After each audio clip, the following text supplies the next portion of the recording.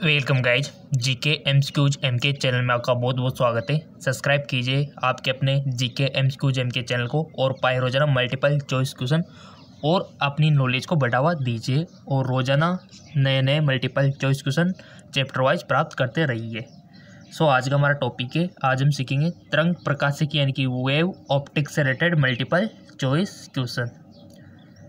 ठीक है, competition fight करने के लिए, एंट्रेंस एग्जाम पास करने के लिए मल्टीपल चॉइस क्वेश्चन बहुत ज़्यादा हेल्पफुल होता है। चलिए, तरंग प्रकाशिकी का पहला एमसीक्यू है आज का हमारा। विद्युत चुम्बकीय तरंग को ध्रुवित किया जा सकता है। बताओ, विद्युत चुम्बकीय जो इलेक्ट्रोमैग्नेटिक वेव्स होती है, विद्युत चुम्बकीय तरंग को ध्रुवित किया जा सकता है लेंस के द्वारा, दर्पण के द्वारा, पोलराइड के द्वारा या फिर प्रिज्म के द्वारा। पहले क्वेश्चन आपको बताना है, उसके बाद इसका राइट ऑप्शन हम आपको बताएंगे। और गाइज वीडियो को शेयर अवश्य किया करो जिनको इनकी ज़रूरत है,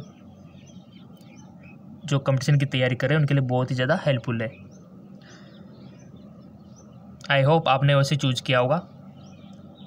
कोई भी ऑप्शन चूज कीजिए, जो भी आपका दिल कहता है, मन कर रहा हो लेंस, आपका मन कहता है कि दर्पण हो सकता है, जो भी आपका मन कहता है उस पर टिक लगाओ ताकि आपकी गलतफहमी दूर हो। विद्युत चुम्बकीय तरंग को ध्रुवित किया जा सकता है। लेट मी चेक, इसका राइट ऑप्शन हो जाएगा आपका पोलराइड से। ठीक है, पोलराइड, इसके द्वारा ध्रुवित किया जा सकता है विद्युत चुम्बकीय तरंग को। नेक्स्ट क्वेश्चन, प्रकाश किरणों के तीखे कोण पर मुड़ने की घटना को कहते हैं। प्रकाश जो किरणें होते हैं तीखे कोने पर मुड़ने की घटना को क्या बोलते हैं? अपवर्तन, विवर्तन, व्यतिकरण या फिर ध्रुवण।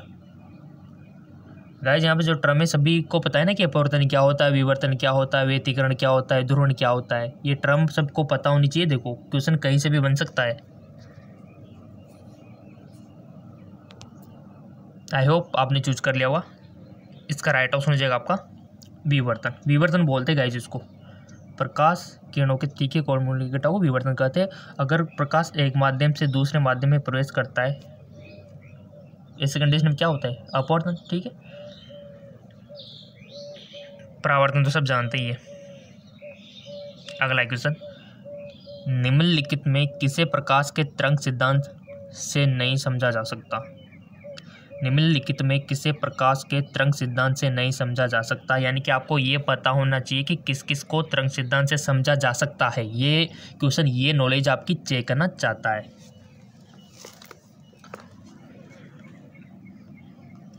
आपके सामने ऑप्शन है परावर्तन, अपवर्तन, विवर्तन, प्रकाश विद्युत प्रभाव।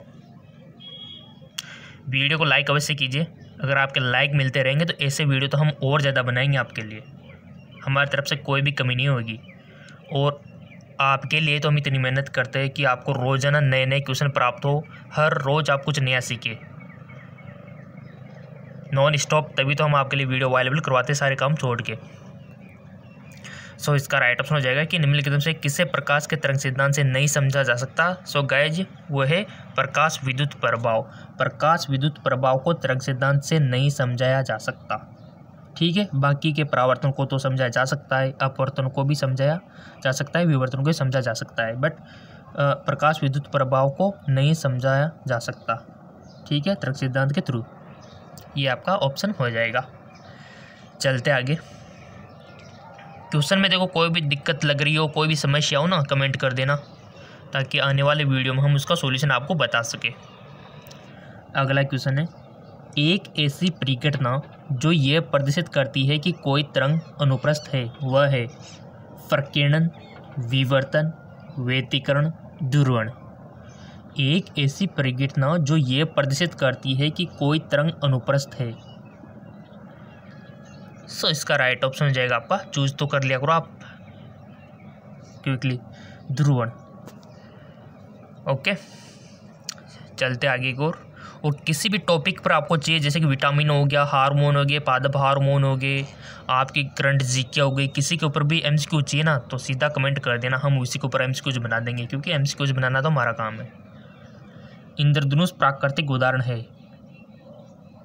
इंद्रधनुष प्राकृतिक उदाहरण है अपवर्तन का, परावर्तन का, अपवर्तन, परावर्तन एवं वर्ण विक्षेपण का। इनमें से कोई नहीं।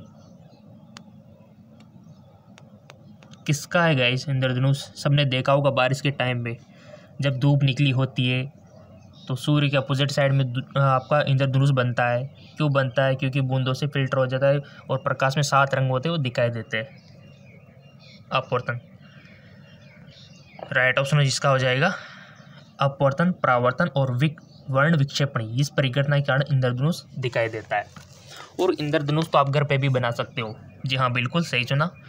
लेबोरेटरी में हमने सीखा था और वैसे अब आपने पढ़ा होगा कि जैसे ये बारिश की बूंद हो गई, ये प्रकाश हो गया, जब सूर्य का प्रकाश से गुजरता है तो 7 रंगों में व्यक्त हो जाता है। प्रिज्म भी आपने देखा होगा। सो अगर आप घर पे बनाना चाहते हैं तो आपको क्या करना है, एक इस प्रकार का एक पात्र लेना है, बर्तन, ठीक है, इस प्रकार का, और इसमें आपको पानी भर लेना है। और पानी भरने के बाद एक कांच जो शीशा आप आईने में देखते हो छोटा सा, यहाँ पर आपको रख देना है, आधा पानी में तिरछा और आधा ऊपर। और जैसे सूर्य की, और इस प्रकार से रखना है जैसे कि सूर्य के प्रकाश कहीं होता है ना कि कहीं से थोड़ा सा आपके रूम में या फिर कहीं बालकनी में कहीं से प्रकाश आ रहा हो, सीधा इस पर पड़े और इसका जो परावर्तन है वो सीधा आपकी छाँव में जा रहा हो, तो आप देखोगे कि यहाँ 7 रंग आपको दिख जाएंगे दीवार पे। ठीक है, इस प्रकार से आप इंद्रधनुष बना सकते हो, ट्राई भी कर सकते हो इस तरह के आप। ठीक है, इंद्रधनुष बनता हुआ आपको दिख जाएगा और अच्छा खासा दिखेगा। हमने काफ़ी बार बनाया हुआ ऐसा। एक पात्र लेना है और एक दर्पण लेना है और प्रकाश एक जैसे किरण आ रही है इस पर पड़नी चाहिए और इसका जो रिफ्लेक्टेड छाँव में होना चाहिए तो आपको दिख जाएगा। ठीक है, क्योंकि अपवर्तन, परावर्तन और वर्ण विक्षेपण की घटना होती है उस टाइम पे। अगला क्वेश्चन है आपका, विद्युत चुम्बकीय तरंग का ध्रुवण किया जा सकता है। विद्युत चुम्बकीय तरंग का ध्रुवण किया जा सकता है लेंस के द्वारा, दर्पण के द्वारा। अभी ये तो आना ही चाहिए सभी को, अभी तो हम पढ़ के आए थे। सो सिंपल इसका राइट ऑप्शन हो जाएगा पोलराइड के द्वारा। चलो जी आगे। जब प्रकाश की एक किरण ग्लास स्लैब में प्रवेश करती है तो इसका तरंगदैर्घ्य घटता है, बढ़ता है, अपवर्तित रहता है, आंकड़े पूर्ण नहीं है। जब प्रकाश की एक किरण ग्लास स्लैब में प्रवेश करती है तो इसका तरंगदैर्घ्य घटता है, बढ़ता है, अपवर्तित रहता है, आंकड़े पूर्ण नहीं है। बताइए गाइज। सो सिंपल इसका राइट ऑप्शन हो जाएगा आपका आंकड़े पूर्ण नहीं है। क्वेश्चन तो आपको मिलते रहेंगे, आपको तो बस चैनल सब्सक्राइब करके बेल आइकन पर प्रेस रखना है और वीडियो को लाइक तो रोजाना करना है आपको। जितने ज़्यादा लाइक उतना हमको मोटिवेशन, उतनी ज़्यादा वीडियो। मृग मरीचिका का कारण है। मृग मरीचिका तो जानते हैं ना सब। मृग मरीचिका वो होती है, आपने गर्मियों के दिनों में देखा होगा कि एक सड़क है गर्मियों के दिनों में और आप इस पर चल रहे हो, आपको थोड़ी दूर पानी जैसा दिखाई देता है, बट जैसे वहाँ पर जाते हो वो पानी और दूर चला जाता है, जैसे वहाँ जाते हो वो पानी और ज़्यादा दूर दिखाई देता है, तो वो होते हैं मृग मरीचिका। ठीक है, तो ये किसके कारण हो रहा है गाइस? जैसा सड़कों पर पानी दिखाई देता है और काफ़ी जगह रेतों में भी दिखाई देता है, ऐसा क्यों दिखाई देता है? अपवर्तन और पूर्ण आंतरिक परावर्तन से, विवर्तन से, प्रकीर्णन से या फिर व्यतिकरण से? बताओ बताओ बताओ, जो भी आपको आता है। बहुत सारी घटनाएं जैसे कि तारों का टिमटिमाना, आकाश में नीला दिखाई देना, इंद्रधनुष का बनना, बहुत सारी घटनाएं अपने प्राकृतिक में, और उनका कारण या तो अपवर्तन है, विवर्तन है, प्रकीर्णन है, व्यतिकरण है, इनमें सही है, बट कौन किसके लिए ये आपको पता होना चाहिए। सो सिंपल इसका राइट ऑप्शन हो जाएगा आपका अपवर्तन और पूर्ण आंतरिक परावर्तन। ठीक है, मृग मरीचिका का कारण क्या है? अपवर्तन और पूर्ण आंतरिक परावर्तन। इसके कारण आपको पानी जैसा दिखाई देता है गर्मियों के दिनों में। अगला क्वेश्चन, आसमान का रंग नीला दिखाई देने का कारण क्या है? जैसा अभी हमने आपसे वादा किया था, अभी बात की थी कि प्रकृति में बहुत सारी घटनाएं, बट कौन सी घटना किसके कारण है ये आपको पता रखना है। ये काफ़ी कंपटीशन एग्जाम हो गए, बड़े बड़े एग्जाम होते हैं कंपटीशन के, गवर्नमेंट जॉब के लिए, वहाँ पर भी पूछा जाता है। सो ये क्वेश्चन आपके लिए लाइफ टाइम इंपॉर्टेंट है। प्रकीर्णन, व्यतिकरण, ध्रुवण, विवर्तन। बताओ जी, आसमान का रंग नीला दिखने का कारण है। सो सिंपल, आपने चूज कर लिया होगा, किसी ने तो प्रकीर्णन, किसी ने व्यतिकरण, किसी ने ध्रुवण, किसी ने विवर्तन। तो आपकी गलत फैमिली दूर कर लेते हैं और इसका राइट ऑप्शन ही चेक कर लेते हैं कि क्या हो सकता है। सो सिंपल इसका राइट ऑप्शन हो जाएगा प्रकीर्णन। प्रकीर्णन के कारण हमको आसमान नीला दिखाई देता है।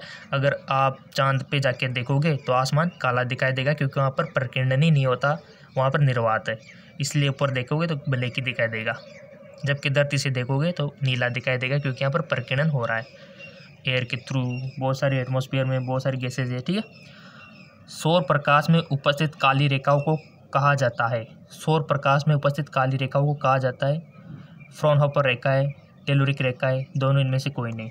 और गाइज आपको बिल्कुल भी फिक्र नहीं करनी है, हम नोट्स आपको अवेलेबल करवाएंगे, फिजिक्स के, केमिस्ट्री के, बायोलॉजी के, जीके के सारे नोट्स हम आपको अवेलेबल कराएंगे। अब आप बोलेंगे सर कहाँ पे, सिंपल सी बात है, फेसबुक, हमारा फेसबुक और इंस्टाग्राम पेज आपने ज्वाइन कर ही रखा है, और अगर नहीं कर रखा है तो लिंक नीचे दिया हुआ है डिस्क्रिप्शन में, वहाँ से ज्वाइन कर लेना फेसबुक इंस्टाग्राम को, ताकि PDF लिंक आपको मिल जाए। इसका राइट ऑप्शन हो जाएगा आपका फ्रॉनहोफर रेखा है। सौर प्रकाश में उपस्थित काली रेखा को क्या कहा जाता है, फ्रॉनहोफर रेखा है। चलो आगे। शुद्ध स्पेक्ट्रम प्राप्त किया जाता है सूक्ष्मदर्शी से, स्पेक्ट्रोमीटर से, प्रिज्म से। शुद्ध स्पेक्ट्रम प्राप्त किया जाता है, सो गाइज वो किया जाता है आपके स्पेक्ट्रोमीटर से। चलो जी आगे।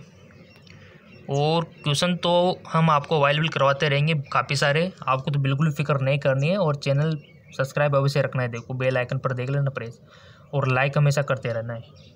कोई कमी नहीं आएगी MCQs की हमारी तरफ से, आपके लिए रोजाना MCQs लाते तो है सही है।